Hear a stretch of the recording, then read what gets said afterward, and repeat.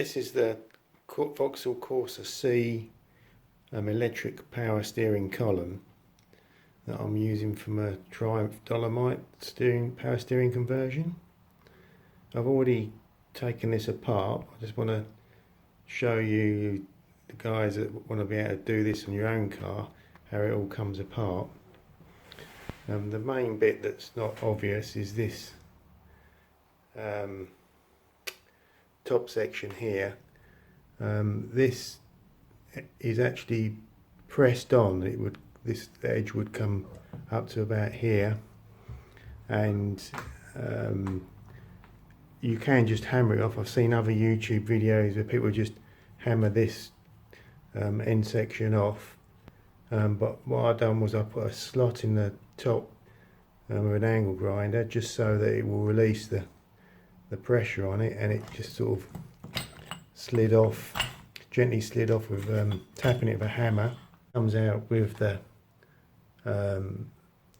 top half of the shaft that's got splines. I don't know if you can see that, but there is splines on the inside that just mates it up with this, and it's just pressed on.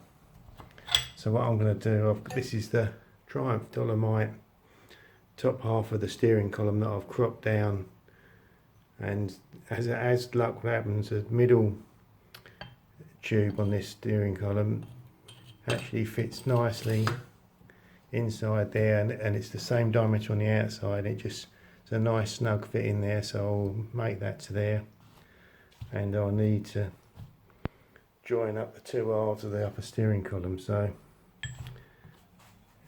effectively I'm going to have to cut the top of the steering column off from about here, and then sleeve this over the top so it's got the splined end to mate up with the Corsa C steering column. So that's what I'm doing this end, and the other end, it's fairly obvious what you can do there. This is the Corsa C, it's just got this spline bit that slides up and down, but I've just taken it right off, leaving this section. You can see where I've just notched the retaining bits off that were holding this on. There's a couple of pins that stops it coming right off, but I just took them out with the angle grinder, and it slides right off. And then what I've done was I cut the end of the Dolomite steering column, machined this section down in the lathe so it's a pressed fit into the end of the hole of the Corsa C one. So it's difficult to do one-handed, but it will just press in there. It will tap all the way home, and then I'm going to weld all around this end section here, and that will mate up with the steering rack and the Dolomite. And the other end,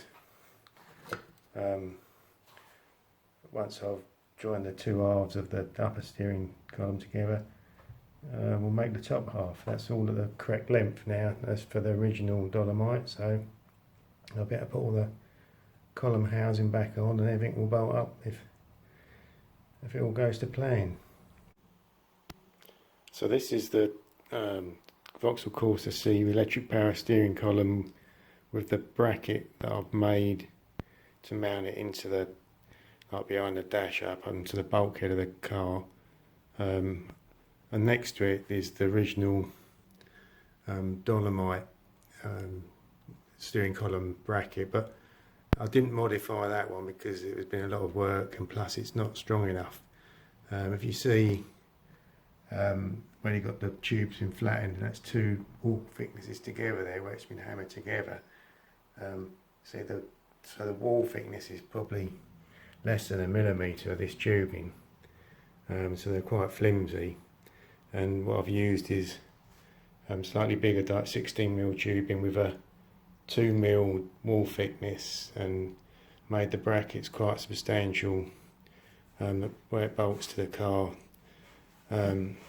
because unlike the Dolomite bracket, this has got to take a lot of torque that's going to be put on it from the power steering motor, it wouldn't have had that torque forces on the original column, so it didn't need to be that strong, but this will need to be a lot stronger, otherwise it'll try and twist itself out of the dashboard, which won't be good. So I'm hoping this is all strong enough, but it looks pretty strong and feels fairly sturdy. So it just bolts on. There's the four bolt holes.